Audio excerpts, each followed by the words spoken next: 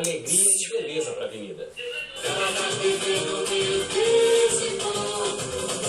A gente vai se ver na mão. O clima esquentou logo nas arquibancadas, assim que as escolas de samba entraram na avenida.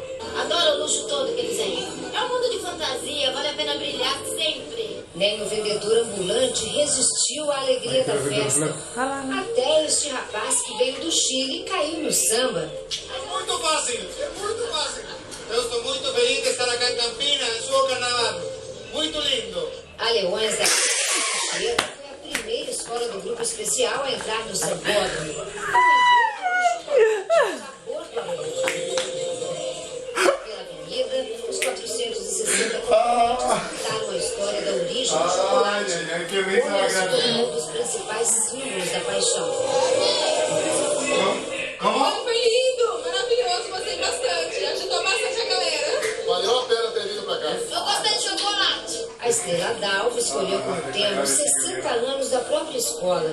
A bateria empolgou os foliões. O enredo da escola de samba Renascença falava da criação do universo. A escola caprichou na coreografia da comissão de frente. A harmonia do conjunto de expressar e porta-bandeira também agradou. Adoro o máximo. A quarta e última escola a desfilar foi a Unidos de Santa Lúcia, que homenageou as mulheres especiais, a começar por Eva, destaque do carro Abre Alas. Apesar da alegria dos integrantes, a escola teve problemas. Um dos carros alegóricos quebrou nos últimos 150 metros do sambódromo e foi preciso muito esforço e empurra para fazê-lo terminar o percurso. A direção quebrou. Aí fica difícil de trocar. Mas que a última escola deixa a avenida, quem toma conta dela são os foliões que descem das arquibancadas para cair no samba atrás do trio elétrico. As bandas levantaram milhares de pessoas do chão até a alta madrugada. O carnaval é a melhor coisa do Brasil.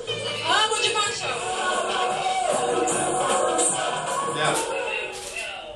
Hoje, mais 3 escolas do grupo especial vão desfilar no Carnaval de Campinas. A apuração está prevista para quinta-feira e a programação completa da festa nas cidades da região você tem no portal da IPTV. Boa tarde. Boa tarde.